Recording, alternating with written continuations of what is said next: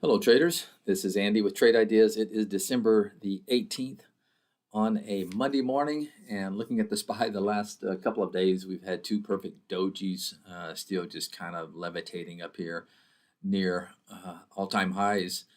We'll see what happens. We had a big move obviously, in the SPY over the last month, and also the Qs. Now, what I'm kind of focusing on today are maybe some of the big boys who want to who maybe play catch up.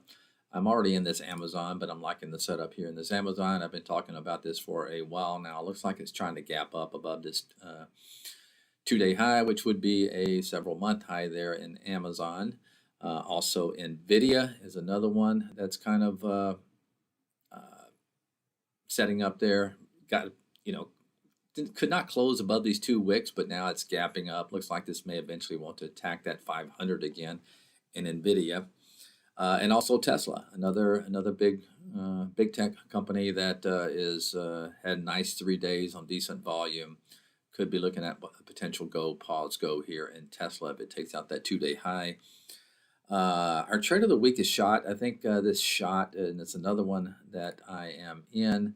And you can see here the 3 wicks here right around the top there. And also you have some converging moving averages. It's trying to get above the 10 and the 20. So look for a break above, 425, 426 level in that SHOT. This can only 32 million in the float, so it can be kind of wild, but nonetheless, I do love the breakout above that area. One other one, let's see here. I got FSCO. Kind of liking the way this one is setting up here. You can see it had a nice move on volume, and it's been pretty much kind of going sideways, although it is pretty nasty. But if it does, break above this 2-day high here, it might want to attempt that $6 again. All right, that's it for today. Keep it tight, and we'll talk to you tomorrow. Bye-bye.